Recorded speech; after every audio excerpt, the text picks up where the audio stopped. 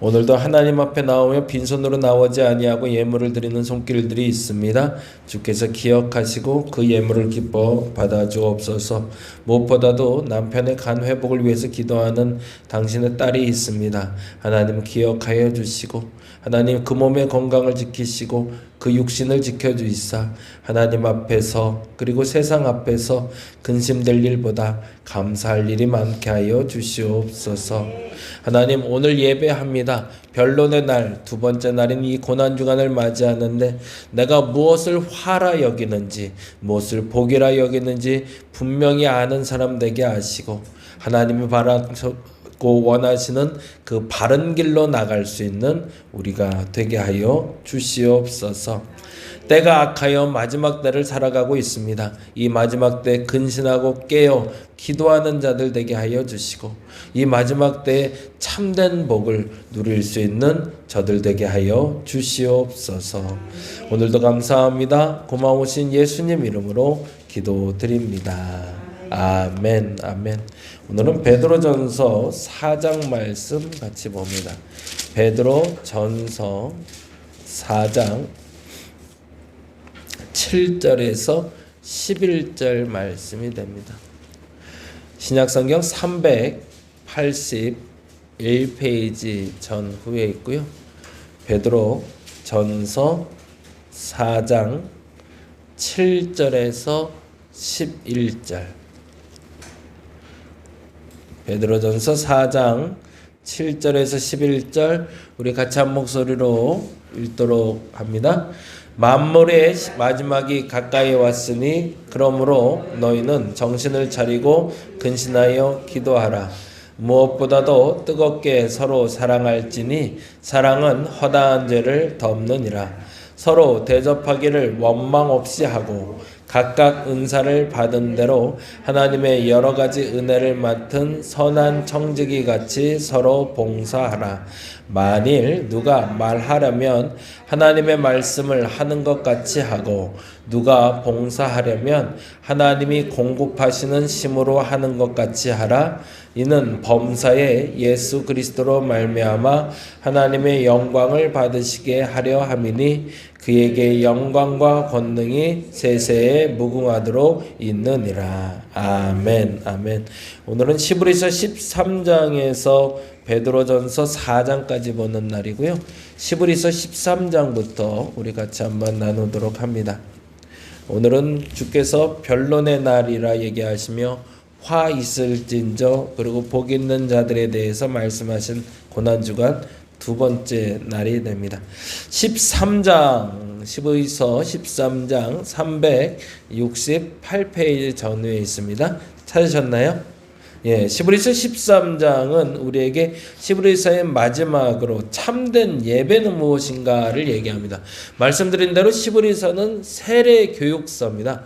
그래서 세례받은 자들 하나님을 처음 믿고 그리고 예수 그리스도로 말미암아 내가 구원받은 자라고 성도들과 교회 앞에 선포하기 원하는 자들이 어떤 믿음, 예수에 대한 어떤 마음을 가져야 되는지를 알려주고 마지막에 이런 예배를 드리라 얘기합니다. 그게 바로 16절이 됩니다. 16절 말씀 같이 한번 읽어볼까요? 13장 16절 오직 선을 행함과 서로 나누어 주기를 잊지 말라. 하나님은 이 같은 제사를 기뻐하시느니라.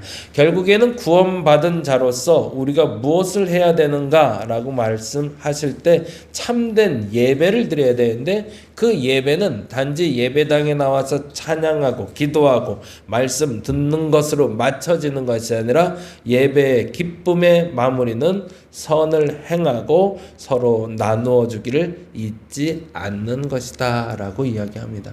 저와 여러분이 그 예배자가 되어 주시길 바랍니다. 참된 예배는 삶으로 결론이 나져야 됩니다. 이제 야고보서 1장으로 가보죠. 야고보서 1장으로 가서 야고보서부터 베드로전서는 역시 동일한 상황 가운데 우리에게 말해주고 있는데요. 마지막 때에 대해서 이야기합니다. 사실은 예수 믿는 이들에 대해서 고난과 핍박이 강력하게 찾아올 때였거든요. 그래서 1장의 주제는 이렇게 얘기해 주시면 좋겠어요. 흩어진 자들을 위해. 그래서 야고보서 1장 1절에 보면 이런 표현이 나옵니다.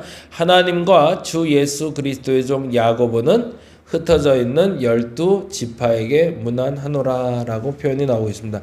흩어져 있다라는 표현은 말 그대로 고난으로 말미암아 한 곳에 모여있지 말고 방사되어 있는 상태를 얘기합니다. 그래서 2절부터 그 고난한 때에 어떻게 살아야 될지를 우리에게 이야기하고 있죠. 2절부터 4절 읽어봅니다. 내 형제들아 너희가 여러 가지 시험을 당하거든 온전히 어떻게 하래요? 기쁘게 여기라고 얘기합니다. 왜요? 3절에 보니 이는 너희 믿음의 시련이 인내를 만들어내는 줄 너희가 알미라. 그 믿음의 시련이 곧 고난이다 말하고 있는 거죠. 그 고난은 믿음에 대한 시련인데 그 고난을 온전히 인내하게 만들어서 무엇을 이룬다고요? 4절 이렇게 되네요. 읽어볼까요? 인내를 온전히 이루라. 이는 너희로 온전하고 구비하여 조금도 부족함이 없게 하려 함이라. 무엇이 부족하지 않게 한다는 걸까요? 그리스도인으로 살아가는데 부족하지 않게 해 주신다는 거죠. 그래서 이 고난에 대해서 어떻게 이해하고 어떻게 받아들여서 무엇을 이루어야 되는지를 이야기하고 있는 게 야고보서 1장의 이야기가 됩니다. 그리고 2장은 실제적인 이제 실천 사항에 대해서 이야기하는데요. 2장은 차별하지 말라라고 제목을 해놓으시면 좋을 것 같아요.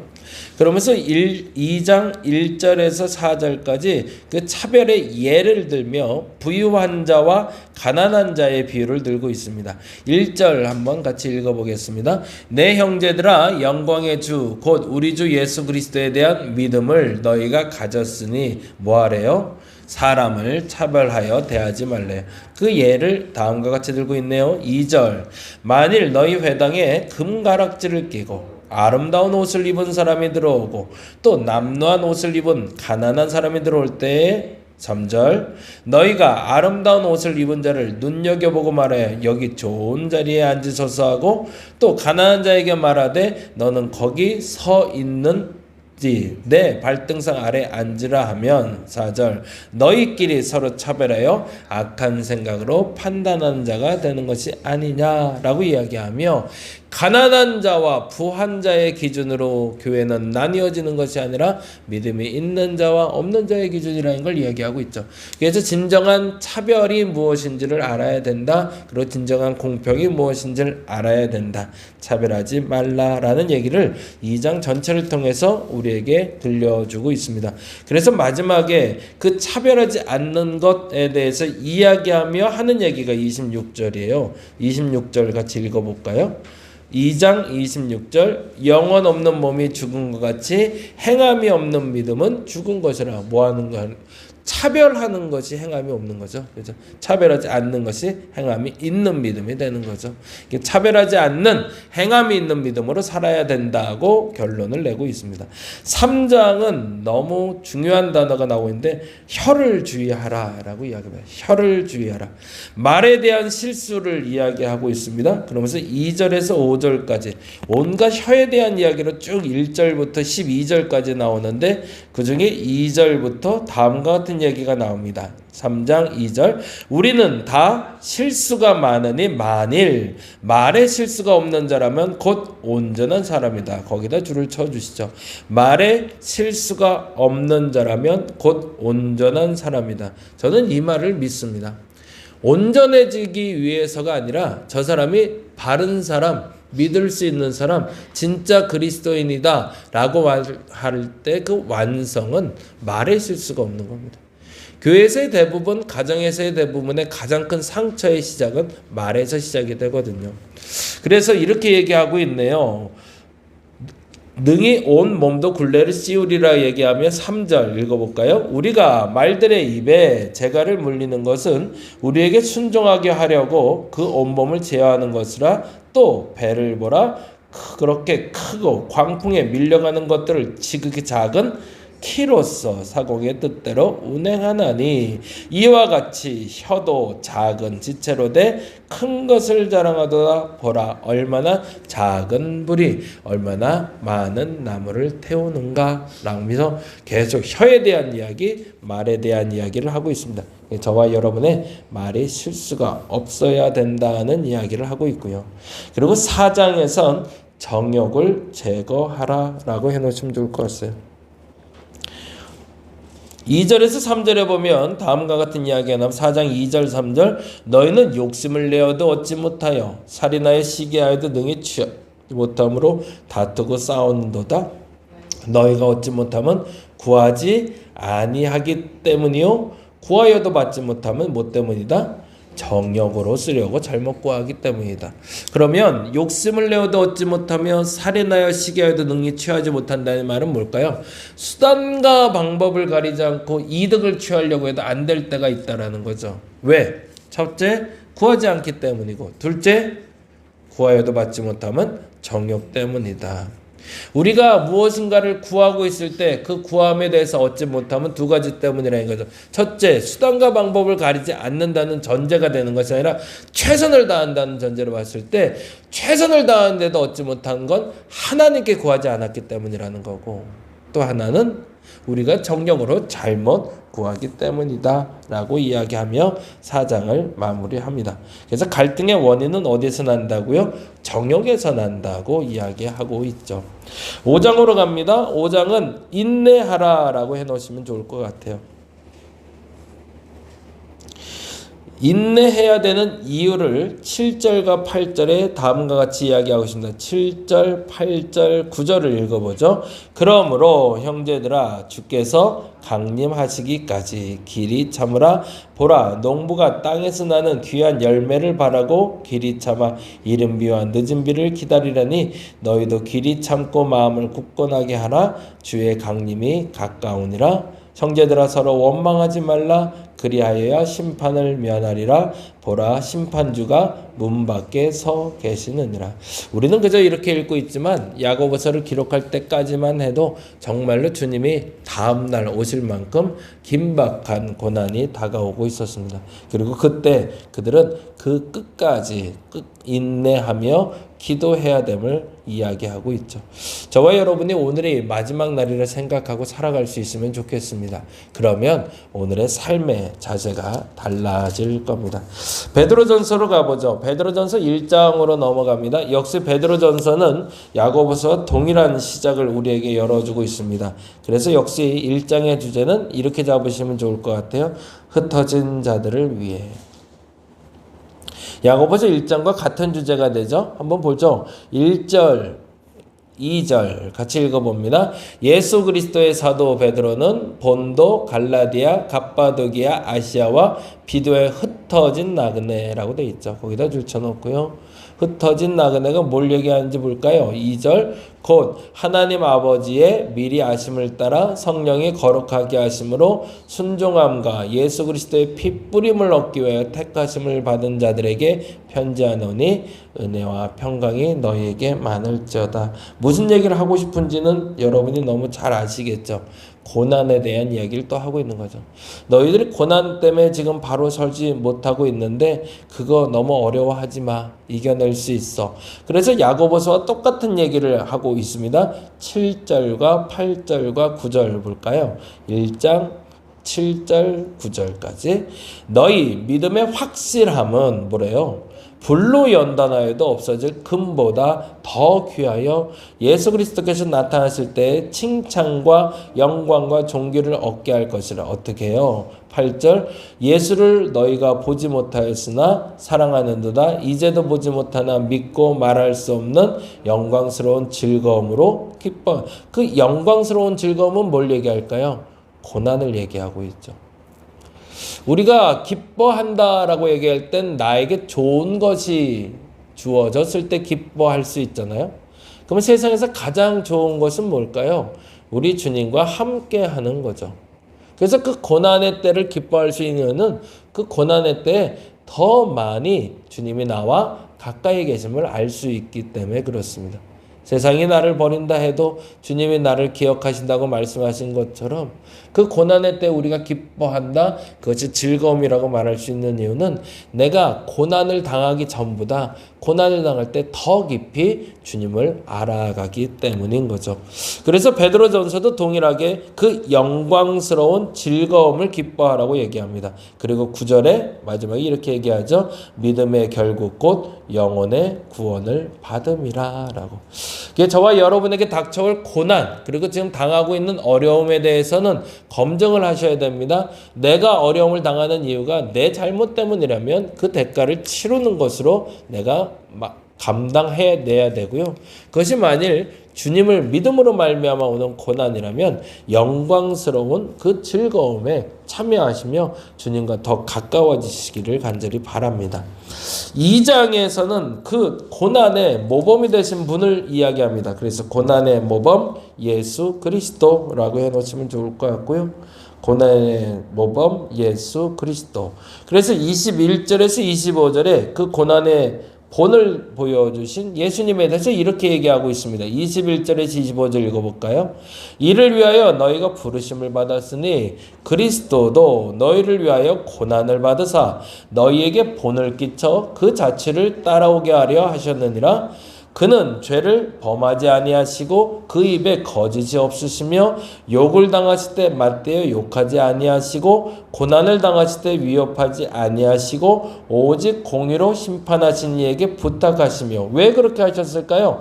본인이 잘못한 게 아닌데 고난을 당하니 굳이 거기에 대해서는 대응할 필요 없다는 거죠. 그리고 누구만 바라보라? 그때는 주만 바라보라는 거죠. 그리고 주만 바라볼 때 어떤 일이 생긴다? 영광스러운 즐거움. 주님과 더 가까이 됨을 경험할 수 있기에. 그래서 주께서는 욕을 당하실 때 욕하지 아니하셨고 죄를 범하지 않은 상태에서 그 고난을 당하셨는데 그 고난은 무엇이다? 24절 2장 24절 읽어봅니다. 친히 나무에 달려 그 몸으로 우리 죄를 담당하셨으니 이는 우리 죄에 대하여 죽고 의에 대하여 살게 하려 하심이라. 그가 채찍에 맞음으로 너희가 나음을 얻었나니 너희가 전에는 양과 같이 길을 잃었더니 이제는 너희 영혼의 목자와 감독 되신 이에게 돌아왔느니라 라고 얘기합니다. 그래서 그 본을 받을 수 있는 우리가 돼야 된다라고 이야기하고 있는 게 베드로전서 2장의 말씀이 됩니다. 그래서 2장의 결론을 사실은 앞에 써놨는데요. 2장 3절에서 5절 같이 읽어볼까요? 3절 같이 읽어봅니다. 2장 3절 베드로전서 읽겠습니다. 너희가 주의 인자하심을 맛보았으면 그랴. 그러면 그 주의 인자하심 뭘까요? 앞서 말씀드린 영광스러운 즐거움, 그 고난을 얘기하죠. 그 고난 가운데도 내 믿음이 흔들지 않고 내가 흔들리지 않도록 붙잡아 주심, 그 인자하심을 맛보았으면 그렇게 하래요. 어떻게 하래요? 4절 5절 사람에게는 버림받았으나 하나님께는 택하심을 입은 보배로운 산돌이신 예수께 나아가 너희도 산돌같이 신령한 지위로 세워지고 예수 그리스도로 말미암아 하나님이 기쁘시게 받으실 신령한 제사를 드릴 거룩한 제사장. 그러면 이 거룩한 제사장이 되는 방법은 뭐죠? 사람에게는 버림받았으나 하나님께 택하심을 입은 자가 되는 거죠.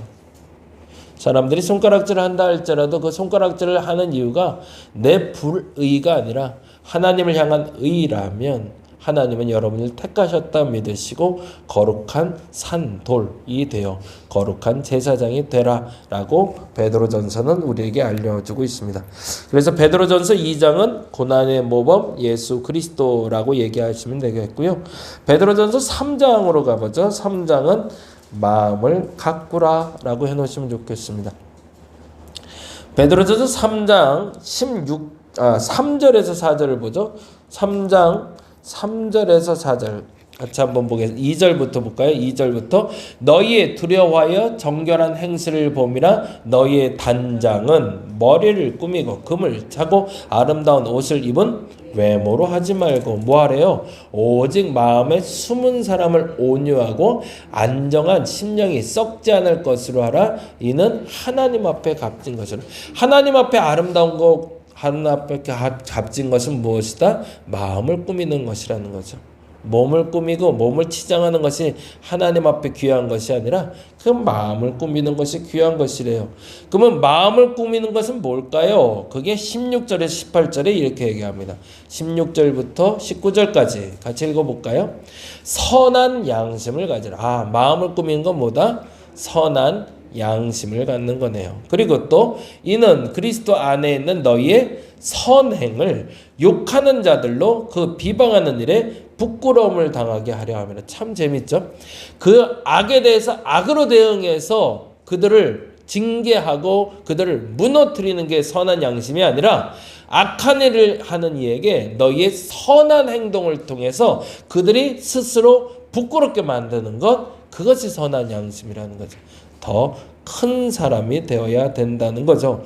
그리고 17절에 이렇게 얘기합니다. 읽어볼까요? 선을 행함으로 고난을 받는 것이 하나님의 뜻일진데 악을 행함으로 고난을 받는 것보다 나으니라. 그리고 18절에 그리스도가 우리에게 본이 되었다는 걸 얘기합니다.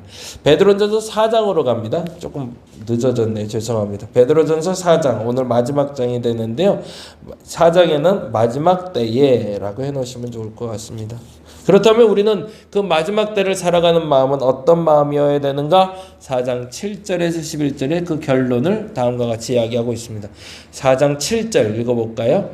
만물의 마지막이 가까워지니 그러므로 너희는 정신을 차리고 근신하여 기도하라고. 제일 먼저 해야 될 건 뭐예요? 마지막 때엔 근신하여 기도해야 됩니다.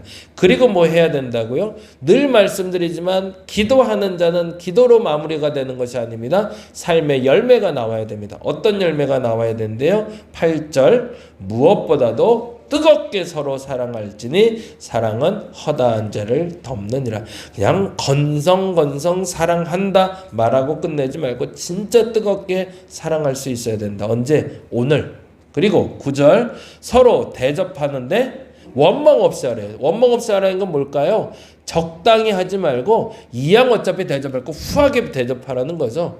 넘치게 대접해서 그 사람이 서운하지 않게 해주라는 얘기입니다. 그리고요 10절 각각 은사를 받은 대로 하나님의 여러 가지 은혜를 받은 선한 청지기 같이 서로 봉사하라 라고 얘기합니다. 그리고 역시 4장 11절에 야고보서처럼 말에 대한 이야기를 또 던져주고 있네요. 만일 누가 말하려면 하나님의 말씀을 하는 것 같이 하고 누가 봉사하려면 하나님이 공급하시는 힘으로 하는 것 같이 하라. 이는 범사에 예수 그리스도로 말미암아 하나님이 영광을 받으시게 하려 함이니 그에게 영광과 권능이 세세 있느니라. 아멘.